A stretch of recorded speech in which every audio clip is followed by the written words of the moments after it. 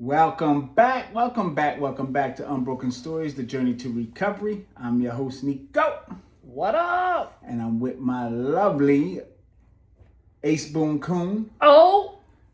Christy's in the building with me, as usual. What's up, fam? All right, that's the country soul sister right there. The number one country soul sister. Yeah, we'll go with that. That's cool. That's how you like that? Yeah, I All resemble that remark. There you go. Today we got I feel like we got a topic that really hits home. Yeah. Because I'm currently going through it. I'm so proud of you, though, like, for real. So I love having a platform where I can vent my shit too. Yes. Yes. So the topic today is what to do when people closest to you don't accept your recovery. Yeah. That in itself, let me repeat that. What to do when the people closest to you don't accept your recovery. Mm-hmm. There's what do you want to do? You want to do pies first? You want to go? Nah, let's do the Do the intro and then we'll roll the pies. Yeah. Right, Let them know what we're talking about today. Right, Give them a little taste. There's a part of recovery that nobody really prepares you for. Yep. It's not the withdrawals. It's not the cravings. Nope. It's not it's basically what happens when you start changing, when you start to grow, when you start to have that spiritual awakening, and the people around you don't. You got to keep this in mind. I'm in a program. Yep. You're in a program. Absolutely. Not the people we deal with on a regular basis. Not everybody is in a program. Now, that's, there's two sides of the coin. Not everybody is as sick as me. True. You know what I'm saying? But everybody can use a program to help have that spiritual awakening. Absolutely. And really find out who they are. Yeah. But,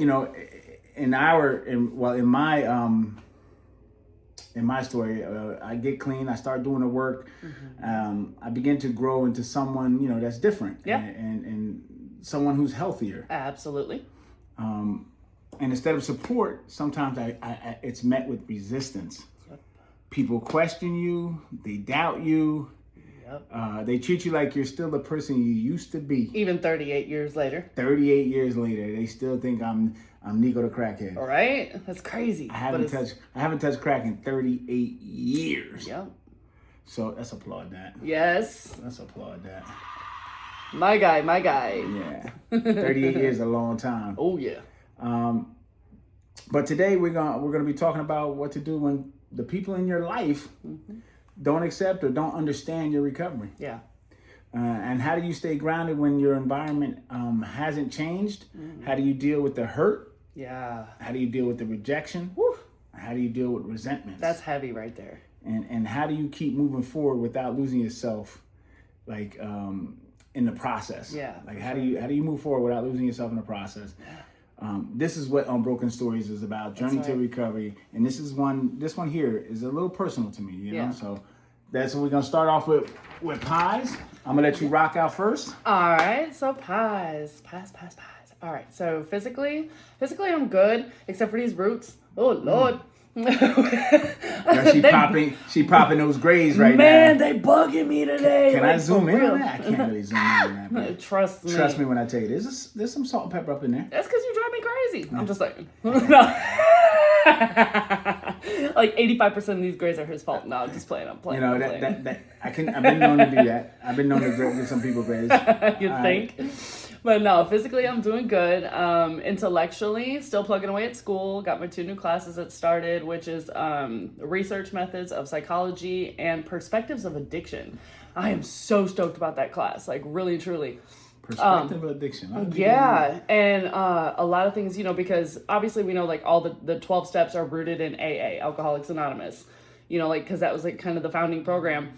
And you and I, we actually talked about this, it should just be like Addiction Anonymous instead of having all these branches. But I mean, whatever works, as long as it works for you, But I'm really excited about it because I get to kind of look into the history of, Alcoholics Anonymous and how it's changed over the years and how like it really influences and helps people in recovery. So that's going to be super dope.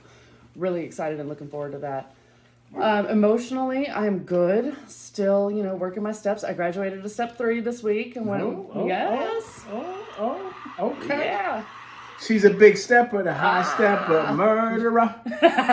Boy, you taking it back. That's that old in me. You look, hey man, it was what, Tone Loc coming out of my head right before we started. Little funky Cold Medina. Yeah, that too. Go ahead. But yeah, emotionally, just still plugging away at the steps, still doing, like that growth, just learning to let go, let God. And there's days when it's difficult, but I just, I cling to my faith. I stay in the Word, and I stay, prayed up, and I'm good. That's what I'm talking about. Yeah. So spiritually, today was such an amazing day. Yes, we had open baptisms at my church, and I actually got to serve on the baptism team, both services. So that was super awesome, because I just got baptized last week, and then I had the opportunity. Thank you. All glory to Him. Just saying. But yeah, to be able to be of service at my church today, and then on top of it, I had two of my friends who are so near and dear to my heart, and they got baptized, and they actually came to, because we had 4 different tubs set up around the church, and they actually came to my tub, and I got to walk them up to it, and I got to, give them a hug when they came out, and they were soaking wet, and they were just so, they were experiencing what I was experiencing last week, and it was beautiful, dude. Nice. Yeah. So yeah, that's me pies-wise. Where are you pies-wise, my guy? Pies-wise. Physically, yeah, I feel good. Physically, I'm starting to get my weight back up, and how'd that crazy sneeze thing going on in your back? my back feels good. Yeah, feels good. We finally got that worked out. It finally worked itself out. All right, good deal. Sugar levels under control. Yeah. I did indulge today. I did have a Baskin Robbins Sunday. But my sugar levels have been good all week. So I'll allow it. I'm just kidding. I'll allow it. Someone's got to hold you accountable. So physically, I feel good. Good. Intellectually, I feel dialed in. I get to do a lot of behind the scenes work with this podcast. I get to do a lot of administrative work with the landscape company, and just I feel dialed in with my mental. So I'm good there. Emotionally, here we go. Yeah. It's been a roller coaster to say the least. Yeah, dude. And we're going to dive into it. I'm not going to really get into it right now because I'm going to dive into it today's episode. Yeah. But I realized that, sometimes accepting or being acceptable to things you cannot change or you cannot control. What? Is that the serenity prayer coming out of you right there, buddy? That's what it is. Oh. So I have to accept the things I cannot change. And the courage to change the things you can. Absolutely. So I got a chance to work on me emotionally. Yeah. This whole week. Yeah. And spiritually, I really dialed in because I needed some guidance. And so I feel like I reached out to my top 10 basically. Yeah. And my high power, and we figured it out. Good. So we gonna get into it at some point today. I'll touch base on it, but other than that, I feel good. That's good. But let's jump right into this episode. No? Let's dive in. Deep water, sink or swim. So why do people resist your recovery? Not everybody recovers at the same rate. Exactly. All right. People are comfortable with the version of you that they know. Yes. You know what I'm saying? Gosh. That's the key. Like, so many people don't understand. Like, I have people that still call me a crackhead. All right, but meanwhile, I haven't touched that shit in 38 years. But they still call me crackhead. That's because they're living in the past, though. Yeah, because they haven't growth. There's no growth within themselves. Yeah, that part, for real.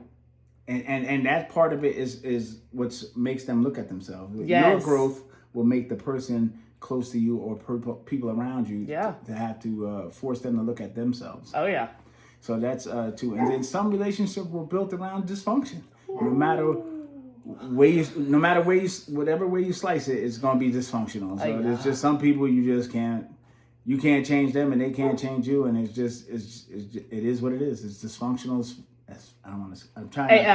I'm trying not to curse as much. Right, it's AF, dysfunctional AF. So, and then some people benefited from you being unhealthy. Oh my gosh. That one. Some people benefited from you being unhealthy, and there's nothing you can do about that. Like, you're not unhealthy anymore, so now the benefit is gone. Yeah, because you've put those boundaries in place. Because with that growth comes that sense of self-worth.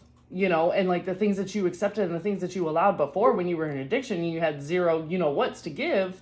Preach. You didn't care, but now it's like. That's why you were saying, people are comfortable with the version of you that they knew. Yeah, of course they were, because they could walk all over you, and then people benefited from you being unhealthy, of course, because you're into people pleasing. You're like, oh, well, for me personally, that was one of my biggest toxic traits is I was such a people pleaser. I would sit there and I would invest in everything else except for me. So yeah, they always benefited from me being unhealthy because I gave and gave and gave and gave to my own detriment. Sometimes one of our biggest problems is people pleasing. Oh. And when you get out of your own way and you stop pleasing others, you start to please yourself, take care of yourself, and look out for you. Yep. They stop. That nigga switched. Yeah, but you know what? That's why, stop saying the N-word. I'm working on things. Hey, step 6. Yeah. Recognizing them character defects. And you got to understand, not everybody wants you to be well. Yeah. Some people just want you to be somewhat manageable. Yeah, because I mean, again, it goes back to benefiting them. Yeah. 100%. But one thing that my sister had told me when I first made the decision to get clean and to enter in recovery, she said something and it stuck with me and it resonated. And I actually just had this conversation with another friend about a week and a half ago, because she's coming up here and I'm praying. I got to adjust that. I just realized you're off center, but now that's okay. I mean, I'm always off center, but that's okay. We're gonna scooch past that one. That's a whole nother topic. But no. Hold on. Just so everybody know, I'm sitting on 3 pillows. Show day. Just to show I'm not as small as her. And don't mind my oranges. I love cutie oranges. Oh, he's so cute. Okay. But yeah, what I was saying, so making that decision to get clean and going into recovery is one of the most selfish decisions that you will make in your life in the beginning, because you really have to cut everybody off for a while there. I know, especially for me, I had to go an hour and a half away from where I was. I had to literally walk away from people, places, and things. And I know we'll get into this a little bit, but that's it. Really, it rubbed some people the wrong way. They were like, well, why can't you talk to me anymore? Why can't, I just want to call and say hi and see how you're doing. And I'm like, bro, because I can't be in your drama. Your drama, your chaos, when you're calling me, number 1, you're triggering me. Number 2, you're still living in your addiction. And number 3, I can't, I cannot do it. My peace, my serenity, my recovery. So when people resist your recovery, it looks like rejection. Yep. It feels like loneliness. So lonely. It feels like you're being misunderstood. Yeah. And then self-doubt. You start questioning your progress. Yeah. So in NA, in Narcotics Anonymous, that's the program I follow. I choose to follow. Me too. And what I learned is that resentment can take you not just back into a relapse mode, but it can also take you back into a relapse behaviors or character defects or shortcomings. Yeah. If you don't deal with that. Absolutely. Because it can just totally screw everything that you just did, just goes boom, gone, out the window. But the turning point, the turning point of recovery is basically all right, let's look at it, your old reaction. Right. Anger. Absolutely. Blame. Not my fault. Shutting down. Go away. Or isolating. Yeah. Escaping. Using. Yeah. Or using, or escapism. I'm just using the behavior part of it. Yeah. But the way you flip flop that is you learn to respond. You pause. You take the process. You work the process through. Yeah. You talk it out. That is so vital. Number 1 person I talk to when I have real issues, my sponsor. Oh yeah, for sure. If my sponsor's not available, because they have lives. Oh, what? Yeah, they have a life too. No way. And no, so I have what I call mini sponsors, my support system, my top 5, my top 10. Yeah, you're 5. Absolutely. And then I sit basically with the feeling without acting on it. And I think that kind of coincides with the process. Because instead of just instead of the immediate reaction, it's hold on, let me sit in this, let me really think about this before I react. Because I feel like, for me, when I was in my addiction, I was immediate, instant reaction. It was just it was all reaction. It was never thinking. It was, just, there was no pause. I was all gas, no brakes. It's it's the ability to feel the pain. Yeah. But without reacting or being destructive. Yeah, which is to someone, something, or yourself. If you could eliminate that, so in my situation that I'm about to talk about, right? There was points where I was a little reactive. I could have progress, but not perfection. Yeah, I could have been a little bit more. I could have took a little bit more time, paused, accepted what was going on, and then reacted in a better way, I guess. Yeah. I didn't go off the rails or anything. No, but you and I know you're gonna get in a situation, and I kind of I already know because we had talked about this earlier this week. But dude, that's something that my bad. Honestly, having an instant reaction, you know, I mean, it's kind of understandable, you know, because I mean, that's when you talk about it's close to home, like this is like gut check close to home.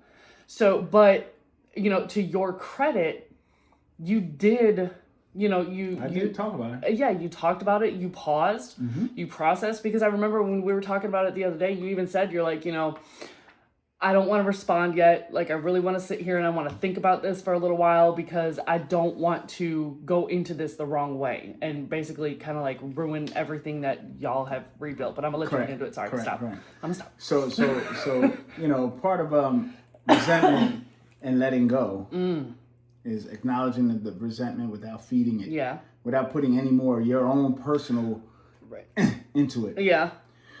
Separate the facts from the story that's going on in your head. You know, the voices. Yeah. You gotta. Okay, you got the story. Right. Don't let the voices add to it. Yeah. That's exactly. one. And then, what are your expectations versus what is reality? Yeah. So, like, expectations are premeditated. Resentments. Correct. Yeah. There you go. Yeah. Premeditated resentments. Yeah. You can't control what was encouraged in the past. Like, yeah. You gotta let that go. Yeah, and it's crazy because like so literally I was working my step 2, you know, and one of the things that as I was, you know, journaling and doing my inventories and everything, it's crazy that we're talking about this like expectations versus reality. I used to, all right, so this is going to sound super weird, but it's just absolutely it's true. Okay. The audience knows you're a little bit of a right? goober. I mean, hey, again, I tried to be normal. It was the worst 3 minutes of my life. We love the gooberness. The goofy goober. All right, so like when I was a kid, after my mom moved my siblings out to Vegas and I was in Wisconsin, like I was alone a lot, okay? And then I was a pretty bad child, so I was grounded a lot. Yeah, I was a bad troublemaker. But so like I sat there and I would watch a lot of TV and a lot of movies. And I would become like seriously emotionally invested in like these TVs. Like I remember crying over an episode of Full House. It was crazy because like Uncle Jesse was moving out and I was like, why can't somebody love me like that? But like then as I got older, it was so weird. Like I had this realization, you know, last week that there were moments in like movies or TV shows or something and like life would kind of start mirroring that. But in my head, like I literally thought it was supposed to play out exactly the way like it did in the movie or whatever, or in the TV show. And then when it didn't in reality, like I would low key flip out. So it's crazy how like something simple like that, like expectations versus reality. And I said all that to say like, you know, we try and control scenarios a lot, especially in our head. We're like, well, why can't you just say this? Or why can't you just do this? Or why can't you just agree with me? Well, that goes back to the only thing in this world that you can control is yourself. And the rest is how you react to the circumstances and situations around you. You know, and your reactions really and truly, it's part of the growth, you know, and it's kind of going into what we're really getting into. But like your reactions have to start mirroring that progress as you're going through recovery and you're on this journey. You know, you can't continue to be, you know, the hothead, and you have had so much growth in that. Like, I just want to, like, you need to applaud that growth in you, like, for real. Feel free to hit the applause button. I'll tell you, I will. Oh, he gave me button access. Yes! I'm moving up. No. To take that away from you. 0 to 1,000. Okay. I told you, all gas, no brakes. No. But yeah, so that's so basically what you're saying is you can't control your past. Nope. But you can control who you are today. Exactly. Yeah. And that is and this is how I'm gonna bring this in real time, like what's going on with me right now. Are we going there? Yeah, we're gonna talk about it. Yes, I'm so proud of you. Yeah, because it needs to be talked about, and so I can process even more. Yes. I love this platform. This like I said, this is something I'm living right now. So so for the past 25 years, I have a daughter. She's 34 years old. Okay, when I came out of prison, she was 8. Okay. I was gone from 2 to 8. Right. But you know, she visited. We had some contact, and I shared my letters and drawings and art and stuff like that. I would send to her. You know, so we had communication. We had some interaction. You tried to be in her life as much as you could. As much as I can from behind bars. Yeah. Yes. Yeah. So I spent the last 25 years since I got out. You know, till to this day. Right. Trying to be a better part of her life, like a real like a dad's supposed to be. Yeah. Not by any means has it been perfect, but I've been present, growing, learning, becoming a better man, a better father, a better friend. Yes. Especially through recovery. Yeah. And recently I found out that on the biggest day of her life, her mom is going to walk her down the aisle. Yeah. I know. Just to verbalize it out loud. I know that makes my stomach go woof. Because as a father, yeah, you carried it like I've always said. That's the one thing I get to do. You know what I'm saying? Like absolutely. You carry the hope that one day, and all the effort, all the growth, all that showing up, it'll be seen in moments like walking down the aisle. Because that's huge. I mean, from a girl's perspective, my dad walking me down the aisle was huge. Yeah, so I get it. And when it doesn't happen the way you pictured it, it hurts. Obviously, I mean, it rocked me. Yeah. But I didn't react when she told me. She told me via text too. So I responded in a text. I want to read the text, but I can't. My phone is up there. But it was basically saying, "Hey, however you want to do it, it's up to you. It's your day. I just want you to know I'm grateful to be a part of your day." Yeah. You know what I'm saying? I said, but I gotta tell you, it hurts. You know what I'm saying? My feelings are really hurt because you did send that. I did text that. I did text that. Yeah, I texted because my feelings are valid. Yeah, the last time we had talked about, you were figuring out how you were going to word that one. Yeah. So okay, awesome, good deal. It was a good text. I felt like it was a good text, and I brought up some resentment, and I brought up my feelings, and not just towards the situation, but the past, but towards her mother as well, because I feel like her mom was always the obstacle. Yeah. You know what I'm saying? Yeah. And she never encouraged the father-daughter relationship or daughter-father relationship. Okay. So it was always a struggle to visit her because she would either be out of the house or take her on my day and stuff like that. It just was always an obstacle. Okay. And because she never asked her daughter to, hey, did you call your dad? Or did you tell him what you're going to do? Do you know what your plans are? She never encouraged that, so my daughter never thought she had to. Oof. Okay. And so everything that felt like it got in the way of the relationship, I wanted it with my daughter, but I couldn't because she already, she felt some type of way. Right. And this is where, for me, the recovery gets real, because life doesn't stop throwing curveballs just because you got clean or I got clean or I'm not, doing the things I used to do. Right. This is the kind of the moment that could send someone completely back. I could have went haywire. Yeah. And completely reacted and completely threw everything against the wall and really made my daughter shut down. You know what I'm saying? Right. I actually had to take, it was a 3-day process. Yeah.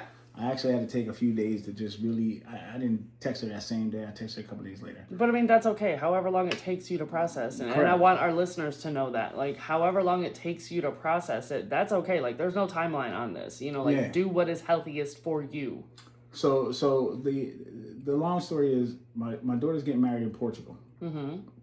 Which I'm flying out there. Yeah. But, and I'm going to have to watch someone else take my job as a father walking her down the aisle, which I come to accept now. That's what she wants. It's her day. I'm not going to make a fuss and I'm going to keep it drama free. Right. Because you're realizing that it's about her in this moment and in this day, and it's not about you. That's a lot of, and regardless of how much it bothers me, I've already voiced that to her. Right. If she does, she could do what she wants with that information. If she chooses not, it doesn't, then that's what it is. But at least I got it all. You know what I'm saying? And you never know. It could change before then. Listen, I have a program. You know what I'm saying? Not everybody does. Right. And recovery doesn't matter to some people. Right. You know what I'm saying? So it's unfortunate that she has some unresolved issues from her mama. And she has unresolved anger and maybe abandonment issues. But for the past 25 years, I've tried everything in my power. If I listed things I've done to try to be a part of her life, and don't get me wrong, the last 5 or 6 years, we have grown tremendously. Okay, yeah. It just feels like we reverted back out of nowhere. And I gotta accept that. She just said, nah, I'm not doing that. So the kind of pain, yeah. And this is what I was saying, because that kind of pain in someone who's getting clean, 7 months. Yeah. 7.5 months. That could trigger someone. To go back. Yeah. I'm not worried about using any kind of drugs or alcohol or anything like that. But the behaviors.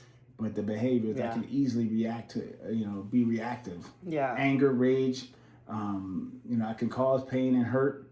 But today I have a choice. Yes. And I choose not to do that. Yes.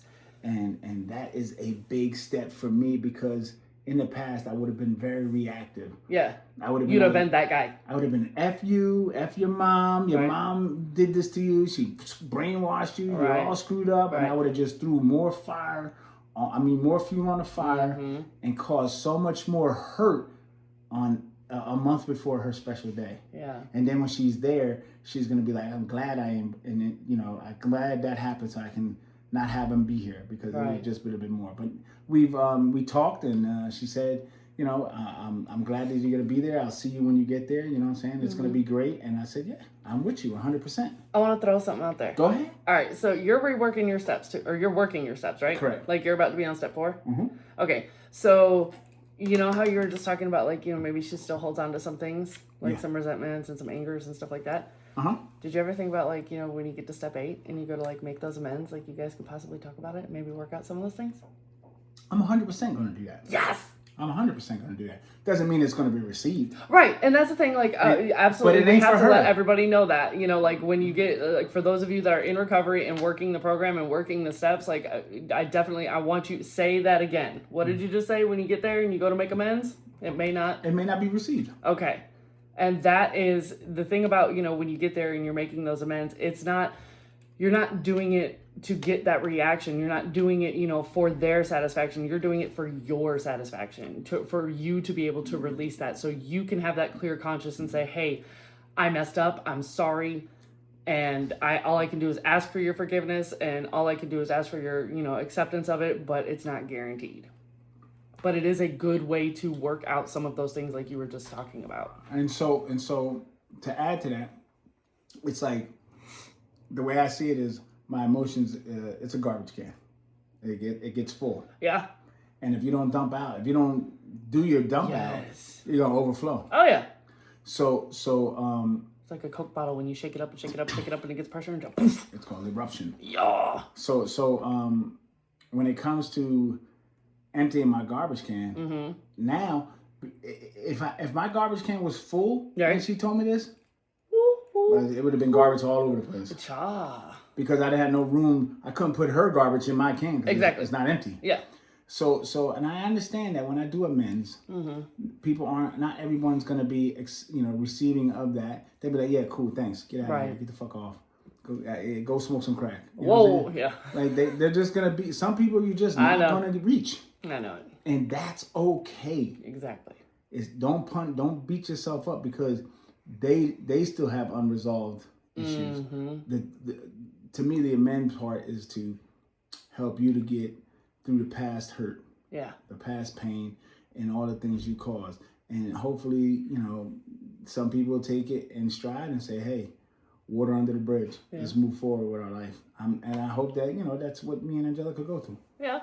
So, like, how do you, saying all that, how do you feel like in your recovery, like, when you have situations like this, how do you still love them where they are, even if it's not where you want them to be, because, like, your daughter, she's responding from her experience. Correct. And you can't punish her for not meeting your expectations. Correct. So how do you continue to have that healthy relationship where you don't backslide into those old toxic behaviors, and, how do you? It's that's a good question. So, all I can do is just keep doing the best version of me. Yeah. I'm just gonna have whatever relationship I can have with her. There's a possibility our relationship never gets better. Right. You know what I'm saying? And I'll just have to accept that. Yeah. There's nothing I can't force her to see my side of it. Correct. You know what I'm saying? All I can do is listen to her, and then give her my feedback. And if she accepts that and we grow, that's great. But if she hasn't done any work on herself, it's hard, because just because you have a program doesn't mean everybody you deal with has a program. Precisely. And not everyone's going to see things the way you see things. Not everybody's going to pause, accept, and then react. They're just going to, I shouldn't even say pause, accept, and respond. Some people are just going to react. Yeah. And they can say hurtful things, and it's gonna sting, or it's gonna be. They can say wonderful things, and you guys are gonna just have the relationship is gonna flourish, and it's gonna be better than ever. Yeah. Or it's gonna stay stagnant, and it's gonna stay where it is. But that doesn't change my respect level. Doesn't change my kindness. Right. You know, I'm gonna be civil. I'm always gonna be forthright with, you know, how I talk to her. If she needs advice, I'm gonna give her the best I can. Absolutely. But I'm not gonna be a sucker. Right. You know what I'm saying? I'm not gonna be like, oh, you treat me like shit. You talk to me like any kind of way, but then you ask me for money or something like that. That's not gonna happen either. Right. So that goes into, you know, boundaries. like boundaries. Yeah, Healthy boundaries and protecting yourself and protecting your peace. Yeah, just because I don't have to people please just because, yes, she is my daughter, but she also has a role in that relationship. Absolutely. And people, yes. She has to understand that. And I'm always going to be her dad. Yes. Whether or not that's a good relationship or a great relationship, I'm going to do my best part. Right. You know what I'm saying? And so that's how people, I think, got to look at it. Like, when you deal with, it could be, you know, parent, child, it could be husband, wife, it could be girlfriend, boyfriend, you know. Even friends. Friends, you know. You lose friends along your lifetime. You know what I'm saying? Absolutely. Because things happen. In certain situations, you may be forgivable, but they may not be. Yeah. You know, my stepmom had told me once upon a time, she said, by the time your life is over and, you know, you're getting down to the final hours, when you look back on it, you can count your true friends on one hand. Yeah, that's a fact. It really is. That's a fact. You know, so, like, you had said something, you know, like knowing your role in the relationship and you know, respecting and understanding other people's roles in the relationship. So I want to ask you kind of a question, and this is maybe, you know, like a little off script. But what do you do if you have, you know, people who are constantly combating you with their toxicity, and it's someone who you genuinely care about? Because I know, like, there's listeners out there who have, like, very strong relationships with people, but it goes into, like, that relationship becomes toxic to their recovery. So how do you, within your recovery or your recovery? No, like, well, we've already talked about mine, but I kind of want, like, how do you feel that people, you know, need to set that boundary with very toxic people that are close to them in their lives and still, you know, protect their recovery? I think I got you. You get what I'm saying? So I have a brother. I have 3 brothers. Okay. One in particular is hella toxic. Okay. Like, he says the most vile things that he could possibly say just because he wants to hurt you. Ah. You understand? Okay, yeah. So, but he's my brother. Right. You know what I'm saying? And I love him. Mm-hmm. Doesn't mean I like him. Right. You know what I'm saying? And I love him to the point where when he oversteps a boundary, right, I have to disconnect. Okay. Because I can't allow him to just constantly habitually become a line stepper. Right. He just steps over the line too much. I have to either block him, send him to do not disturb, or just ignore the call, or because if you don't answer, he'll start texting.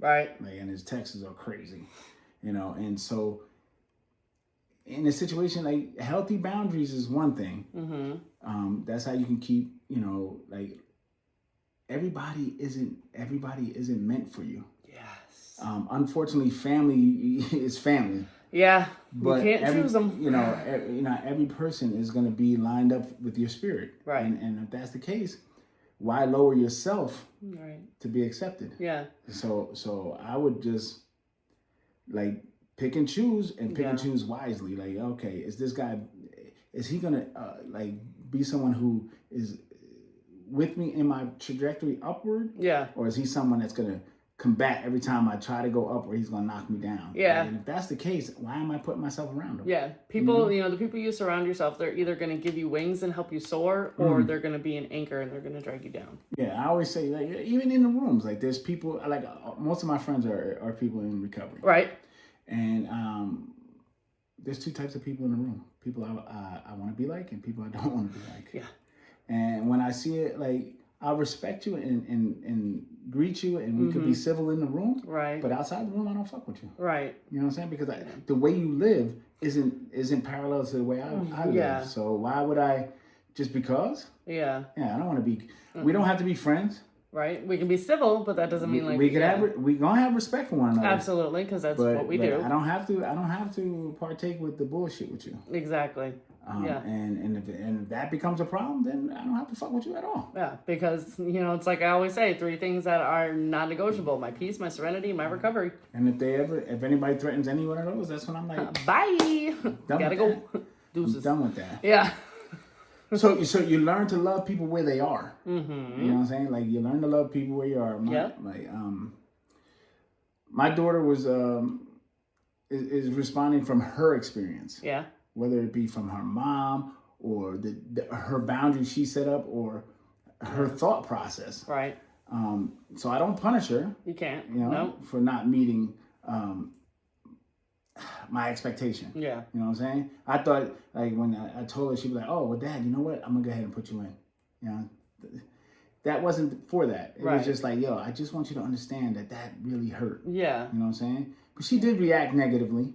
And then started bringing up all kinds of stuff from our past. I was like, that's 17 years ago, Angelica. Yeah. Like, let's move. Right. Let's work on today. Now. Yeah. Let's work on today. Yeah.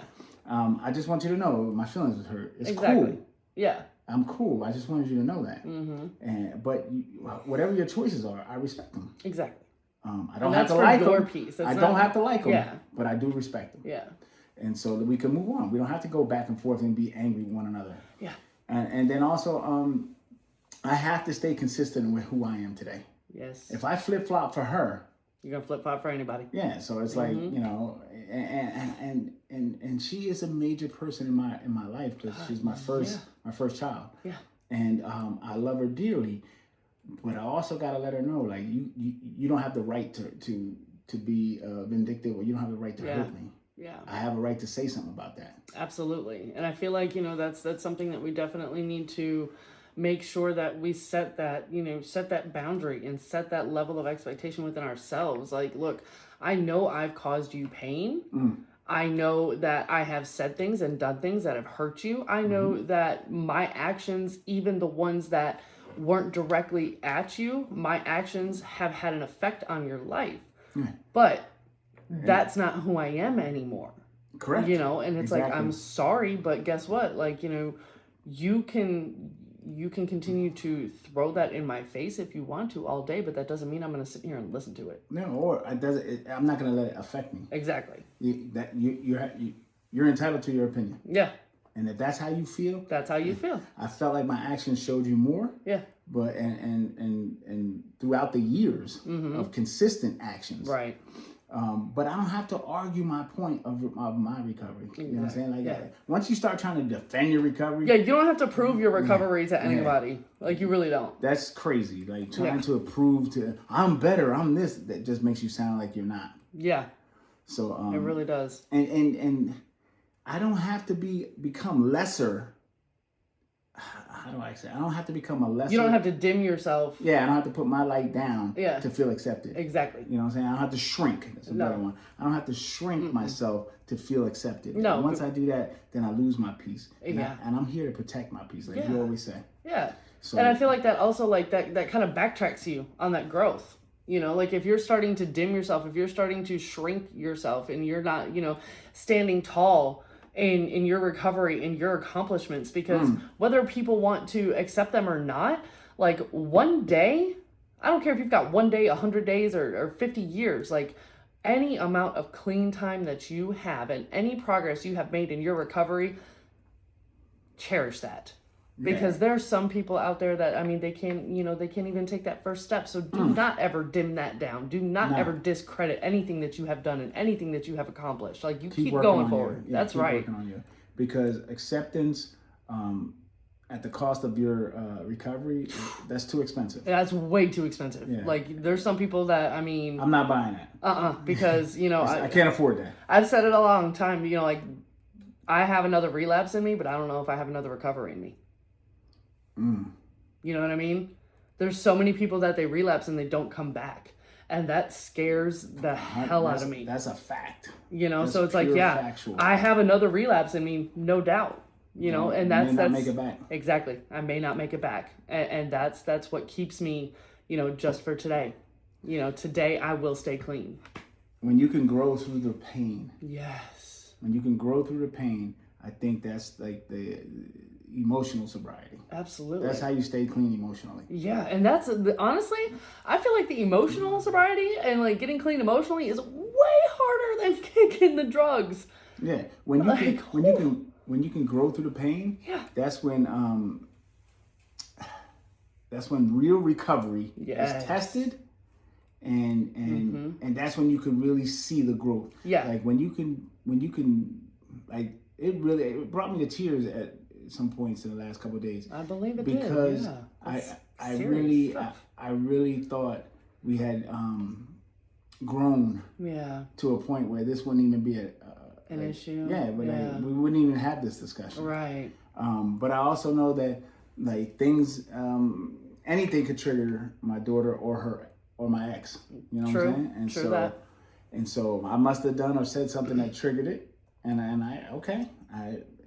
if that's the case, why take it to that extreme? Right. Because again, that goes back to the only thing that you can control is yourself, and your reactions and your responses to the circumstances, situations, and the people around you. So I mean, you may not have even realized that you did something or said something that brought that out, but like, dude, that's some serious growth to just be like, look, like, I know that I may not have done that or I didn't intentionally do it, but I'm going to acknowledge how it makes you feel, and I'm going to let you know like how this makes me feel, and we're going to be grown about this, and that would just be an adult conversation. Yeah. When you start breaking patterns instead of repeating them. Reverting. Yeah, you're just going back. You're regressing. Yeah, big time. So that's when you're going backwards. Say it again? That's when you're going backwards. It's backwards hustling where I'm from. Yeah. And so, recovery doesn't remove life's problems. Oh, A lot of people think, they're in recovery, now there's no more life problems. Nonsense. I can't even, that couldn't be so far from the truth. You ain't lying. Real problems happen in real time and at any given time. Like, people die. Oh, yeah. You know what I'm saying? Loved ones go. Yeah. People let you down. Yeah, people will let you down. Temptation slaps you in the face. All the time. Daughters will push you to the brink. Life is still going to continue to life on life's terms. But Correct. The thing about recovery is you now have a toolbox full of things that you can use to react differently. When problems come, and they're coming. Oh, yeah. I don't care if it's a relationship problem, a father-daughter problem. I don't care if it's a friend-to-friend problem. Work problem. They are coming. Yep. And they are coming at a full rate of steam. Oh, yeah. They ain't slowing down either. And bam. When life throws those problems, what I realize now is like you said, I have a toolbox, but I have a new way to handle them. Yes. I have a new way to look at them, to face them. Yeah. Because before it was always the same. Fuck Anger. that. I'm done. I don't give a fuck. Go fuck yourself. Yeah. Whatever. Yeah. You know what I'm saying? And that is the most ignorant shit I could possibly think of when I'm faced with a problem. Now, when I'm faced with a problem, I'm like, I pause. I'm like, how can I fix this? Right. You know what I'm saying? Like, I do troubleshooting. Yeah. Like, this ain't working, that ain't working. Like, it's like starting a car engine. Yeah. If you got no gas, right? Like no air, no spark. Okay, let's figure this problem out. You know what I'm saying? So it's like without the three components, air, spark, and gas, right? You're not going nowhere. Exactly. And honesty, open-minded, and willingness is my three things. Absolutely, and that's part of why working the program. You get out of the program what you put into it. And it's one of those, like, if you are really truly willing to do anything to save your life, put everything that you possibly can into the program, because when situations like what you had happen, like everything that you've put into that program, everything, because believe it or not, even it's not just necessarily working the steps and talking with your sponsor. Like, there is really and truly growth just sitting in the rooms and listening. Like, they don't say sharing your experience, strength, and hope for nothing.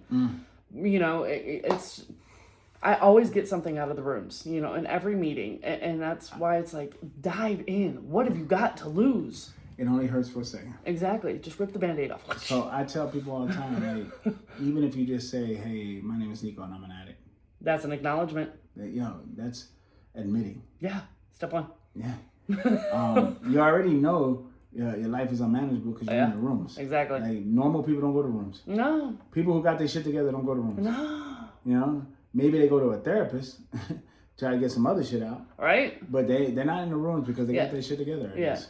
Not everyone does, but you know, some people are in denial. Mm-hmm. I just want to say this. What you got? No matter what you're doing in life, you can always benefit from learning who you are, digging deep into what makes you tick, and understanding how and why you react to certain things in certain situations. If you can just get a grip on that, your life is going to be of better quality. So guess what? Why not do a program? I don't care what program it is. Do something that's going to give you some enlightenment as to who you are and why you do what you do. This is why I love you. You literally sat here 2 weeks ago and you're like, man, I hate psychology. I can't stand psychology classes. And look at what you just did. I swear. That was Psych 101 all day. I think the camera just ended. I think the camera ended, but that's all right. That'll be all right. We can stop the live there, but we'll still upload it there. We still got cameras working. We had technical difficulties. I think the wires broke or something. It'll be all right. We're still, you know what? We're still locked. We're still locked in. Exactly. That's right. So, look, close this out, though. All right. So, in closing, we just want to remind you, like, recovery is not just about putting substances down. You know, it's about becoming somebody new. You know, like you said, digging into who you are, what makes you tick, and taking those things and learning from them and growing them. And just remember, you know, sometimes the hardest part of that transformation is not what we leave behind. It's it's who struggles to accept who we're becoming. You know, we can't please everybody. But if you're dealing with people in your life who don't understand your recovery, if you are carrying that hurt from something that didn't go the way that you hoped, like, I want you to hear this and understand this, like, you are not wrong for changing. So please don't ever think that you are. You are not selfish for feeling pain when somebody has hurt you, you know, and you're not alone. At all. No, because my dear friend right here. Yeah, I'm learning. Yeah. I'm learning through this right now. Yeah, you are. I don't have to let disappointment turn into destruction. No. Those days are over. No. I don't have to let resentment define my relationships. No. There's no. If I do that, then I'm damaging the relationship. Yeah. And I don't have to go back to who I used to be. That's over with. No. I want to go to the person I'm becoming. Yes. Just because life got hard again, I don't need to go back to where I was. I can face life, that hard life, with a new attitude, new perspective. Yeah. I could feel it and I could still stand up in it. Yes. Because that real victory in recovery isn't avoiding pain. It's walking through it. Say that again one more time, louder for the ones in the back. The real victory in recovery isn't avoiding the pain. It's having the ability to walk through it. That's right. And staying clean on the other side. Yes. So, and staying clean for me is not reacting negatively, not using anger as a tool. Yeah. Not reverting back to old behaviors and shortcomings. Yeah, because again, remember, you know, like, relapse isn't just necessarily going back into your addiction. As we just talked about, relapse is going back into those toxic behaviors and those emotional reactions that hold you back from growth. So with that being said, yes, this is Unbroken Stories, the journey to recovery. And no matter what you're facing, right at this moment, this very moment, let's stay unbroken. Always. Much love. We love you. Peace. Mwah.